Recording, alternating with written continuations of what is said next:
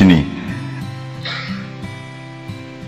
kira-kira kalau saya ngomong sekarang kan sudah globalisasi itu. Globalisasi itu artinya apa yang di set up di Amerika bisa berlaku di Desa Menturo, betul nggak? Informasi yang Anda terima itu asal-usulnya sudah diolah sedemikian rupa supaya Anda menyangka ini adalah itu adalah ini, benar nggak? Nah, karena sudah global berarti Anda harus paham ada, tak baca aja, ada 12 bidang peperangan, 12 perang di muka bumi. Kalau Anda punya kecerdasan, Anda pokoknya iling-iling ini, enggak perlu di-share ya.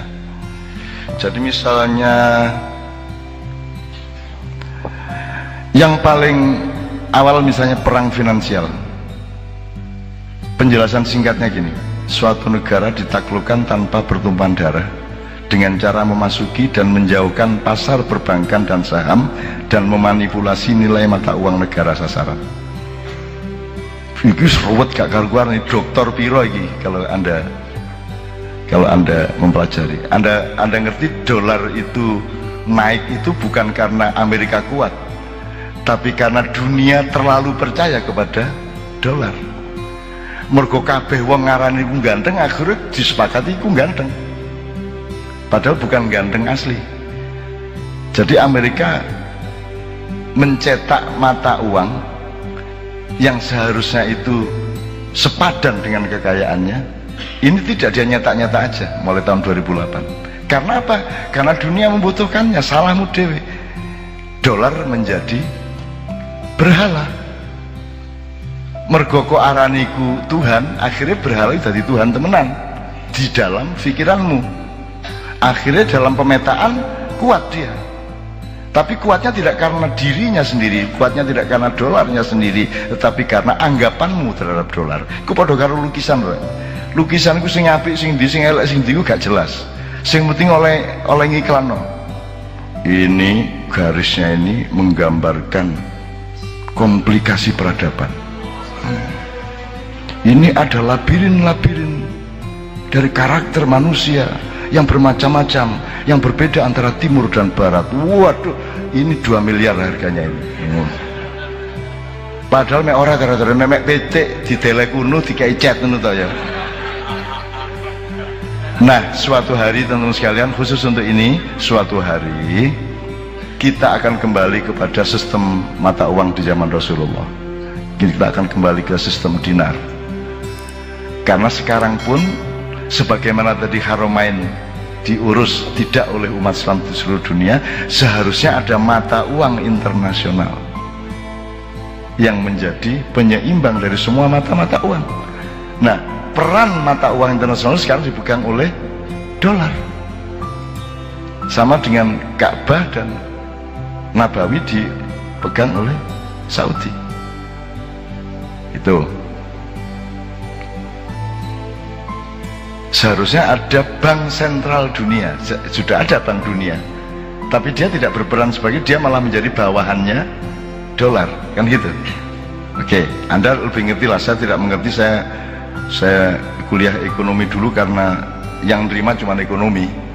Aku melbu sastra gak diterima, itu akhirnya melbu ekonomi.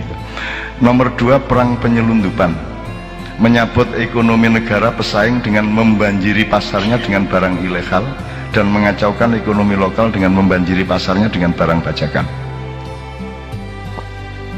Perang budaya, mempengaruhi dengan budaya yang bisa terhadap negara yang menjadi sasaran dengan memasukkan pandangan budayanya sendiri. Wis misalnya ini, sekarang ada film animasi. Animasi itu bisa membawa ilmu pengetahuan, informasi mengenai bermacam-macam, bagus. Apa Upin Ipin, apa apapun. Tapi jangan lupa di situ juga ada yang ditimpakan kepada mentalitas dan moralitas kita.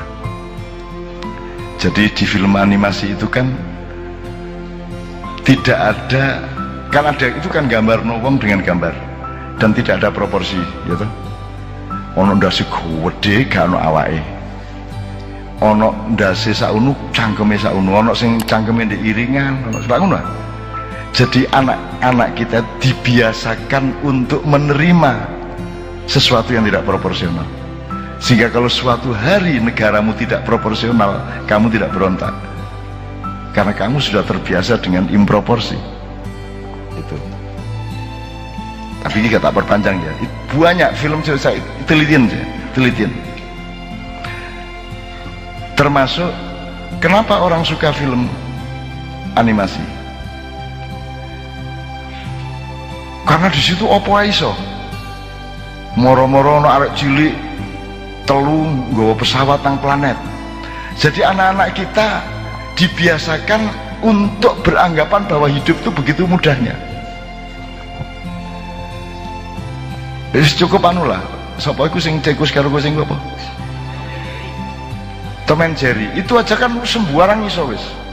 Sembarang iso. Sehingga anak-anak kita terbiasa untuk menganggap hidup itu begitu mudahnya, nggak ya apa-apa iso. Sehingga nanti ketika dia terbentur kenyataan, dia tidak punya daya juang. Dia tidak punya daya atau energi perubahan. Dia, nah itu meneh liyane ya akeh. Terakhir yang soal perang budaya. Sekarang kan banyak film animasi yang persis manusia. Gitu, ya 3 dimensi, ya pokoknya persis, melakukannya ya persis, ngomongnya ya persis, tapi tetap gambar. Dan Anda lebih suka nonton itu daripada nonton film manusia beneran. Itu untuk melatih Anda semua jangan percaya sama manusia. Jadi awakmu akhirnya gak percaya, anggar kita uang gak percaya. Sing bener iku sing wong-wongan. Akhirnya wong gak sing dipercaya. Wis ta nek kon gak percaya wis, iku kok diem-diem kon duwe naluri seperti itu. Termasuk nanti mungkin Cak Fuad bisa ikut menjelaskan. Sekarang itu yang berlaku itu ya Lata dan Uzza, karena kita ini kan belum didatangi Rasulullah, kan belum pernah kesini Rasulullah. Mudah-mudahan suatu hari Gusti Allah ngerubah takdirnya, wis nek ngene carane tak tekakno nang Indonesia emat kon mat gitu. Wong nggih purun kula, mungkin biyen kula kepingin ndelok-ndelok ten Indonesia itu terus gendeng-gendeng wonge. Maksudnya kita itu mengalami dan sedang meyakini dan bergembira dengan Lata dan Uzza. Saya pernah mendengar tafsir Cak Fuad, Lata itu adalah idola dari masa silam. Ulama-ulama di zaman nabi-nabi sebelumnya, terutama Nabi Nuh, itu diinformasikan turun-temurun sehingga orang mengidolakan ulama-ulama itu, kemudian dipatungkan, itu Lata. Jadi ibarat kita itu ya mematungkan Gajah Mada, Pak Dirman, siapa meneh, Bung Karno, gitu-gitu ya, yang sudah mati, itu Lata. Kalau Uzza itu idola-idola khayalan, Naruto, Scooby-Doo, SpongeBob, Gatot-Kaca, yang khayalan. Dengan Lata dan Uzza yang diberlakukan secara nasional di media-media, yang Anda tidak mengerti bahwa itu Lata Uzza yang diiklankan, sebenarnya yang dimasukkan, di brainwashkan ke otak Anda, maka Anda tidak akan percaya kepada orang yang baik yang ada sekarang. Tidak percaya Anda.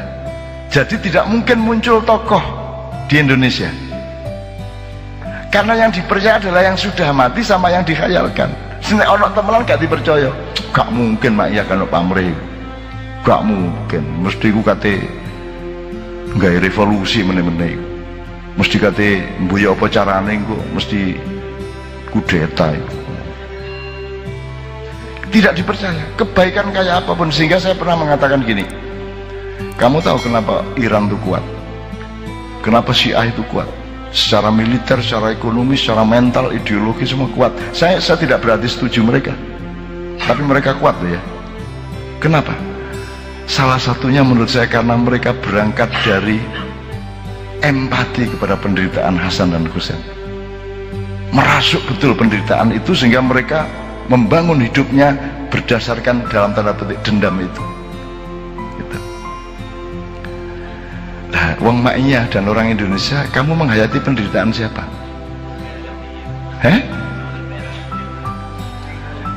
Jawabmu sederhana, kula niki kajeng menghayati penderitaan sinten wong kula dhewe menderita. Gitu loh. Sebenarnya secara pribadi saya agak nagih-nagih juga lah, kamu itu tidak ngerti penderitaan saya. Kamu tahunya kan setelah saya nyugui makanan. Kamu tidak tahu bagaimana sengsaranya saya. Tidak usah dulu, sekarang pun kamu tidak pernah menghayati penderitaan saya. Kalau kamu menghayati penderitaan saya, sekali Mak Iya misalnya menderita, wah Mak Iya tidak bisa berbuat apa-apa, tidak dianggap di Indonesia, di media massa tidak ada Mak Iya. Tidak, Mak Iya itu. Lah rumah sama aku gak lah. Lah aku ki paling disisihkan di Indonesia. Gitu kan? Saya paling dibuang. Ya tapi kan aku gak tahu ngomong, aku begitu rene kan guyang-guyu tok kayak kan apa-apa. Arek-arek akhirnya ucak nuni baik-baik saja, seneng raimu kon karo yuriku kon. Gitu loh. Tapi saya ndak nagih beneran, itu cuma mancing aja. Kamu harus punya penghayatan terhadap penderitaan. Pilihlah siapa yang menderita itu sebagai keberangkatan daya juangmu. Kalau kamu gini, energi dari kebahagiaan itu hanya 1/10 dibanding energi dari penderitaan. Kau tak kandani yo, nek kono ditanggung akeh. Kadek dicemberuti bojomu pisan. Ya, kon sik wedi karo gendruwo ta gak? Aku takon. Kon pas menderita temen sik wedi ta gak karo gendruwo, banaspati? Nek perlu kon aku tak nang kuburan endi, nek banaspati endi, banaspati endi? Gendruwo endi? Wewe gombel endi rene? Kan ngono ta? Saking menderitane wis gak wedi apa-apa. Jadi energi yang lahir dari penderitaan itu 10 kali lipat dibanding energi dari kegembiraan atau kebahagiaan. Nah, jadi mulai hari ini Anda carilah orang yang menderita, hayati. Loh, ngono loh. Tadi begitu kan delok kancamu kok nglentu, iku isih ono. Gitu. Oke, saya persingkat. Tak waca doa. Perang obat terlarang membanjiri dengan obat terlarang melalui pembatasan negara dan merusak moral masyarakat melalui penggunanya. Jadi ini narkoba itu rekayasa luar biasa ya, termasuk virus itu juga rekayasa luar biasa dan seterusnya, termasuk perang antara farmasi atau chemistry melawan nikotin. Jadi urusan rokok itu bukan urusan kesehatan, itu urusan perang dagang itu. Tak terusin. Perang media dan pemalsuan berita, memanipulasi media asing dengan cara mengajak kerjasama atau mengintimidasi wartawan atau memperoleh akses gelombang udara dari negara lain untuk memaksakan pandangan nasional negerinya. Andaikan wartawan menyadari ini, insya Allah mereka akan lebih arif di dalam memberitakan sesuatu. Perang teknologi, menciptakan perangkat standar untuk merebut kendali atau menguasai teknologi tertentu yang bisa dimanfaatkan pada masa damai maupun perang. Perang ekonomi, merebut kendali atas sumber daya alam yang langka dan mampu mengendalikan dan memanipulasi akses dan nilai pasarnya. Jadi Anda itu mau dirampok. Nomor 4, tadi kan pertama kobong, nomor 2 korporasi penghematan, nomor 3 pilkada, nomor 4 tunggangan internasional dalam perang sumber daya tadi. Indonesia akan bikin gerah negara-negara tetangga dan itu akan bisa menjadi masalah internasional. Sampai tingkat tertentu nanti Indonesia akan dituntut oleh Mahkamah Internasional kalau tidak bisa mengatasi asap, dan kalau dituntut berarti dia akan didenda dan Indonesia tidak akan bisa membayar, maka Indonesia akan menjual aset-asetnya secara obral atau murah. Oh, dunia iki kejem, kono ojo gelut dhewe. Apa meneh mek soal kawin mutang padune kon yo gelem ngono. Itu wis tang aku bocane yo gelem kan ya. Cuman imanmu kuat, lah ngono ya. Pas kuat gitu. Perang psikologi, memaksakan kepentingan nasional dengan mendominasi persepsi negara lawan. Maksudnya nasional sini, nasional sebuah negara yang merekayasa ya. Memaksakan kepentingan nasional dengan mendominasi persepsi negara lawan tentang kekuatan dan kelemahannya. Perang jaringan, berpetualang di dunia maya secara rahasia atau berlindung di balik identitas seseorang, melakukan perang maya yang tidak mungkin dilawan. Jadi teman-teman Facebooker, tolong dianalisis ini. Perang hukum internasional, bergabung dengan organisasi internasional atau multinasional dengan maksud mengendalikan kebijakan dan penafsiran aturan-aturan hukumnya. Makanya legalitas FIFA itu diberebutkan antara PSSI dengan PBSI. Maka sampai hari ini masih beku yang namanya PSSI. Ini tak cerita no jadi diteli. Kalau tak cerita ini seneng kan mesti. Gak sih nonton bal-balan kan mana. Lah ini kurang ajar ngono. Tak kata cerita ini cek kon cek duwe hiburan nonton bal-balan. Ini saya segera punya tamu di Jogja, orang-orang yang mengurusi itu. Kalau aku lah itu wong bal-balan lah. Cuman sekadung makyah akhirnya dianggap saya bisa ikut handle urusan manusia, setan maupun jin kan, kira-kira gara-gara makyah. Perang lingkungan menaklukkan dan melemahkan negara musuh dengan merusak atau mengubah lingkungan alamnya. Jelas ya? Jelas. Oke, jadi ada 12 macam teman-teman sekalian. Ini tolong dicari, saya kira ada juga kalau Anda browsing apa segala macam. Tolong diperkaya. Artinya kita jangan mudah menjadi alat tunggangan dari perang-perang global internasional ini. Nah, teman-teman sekalian,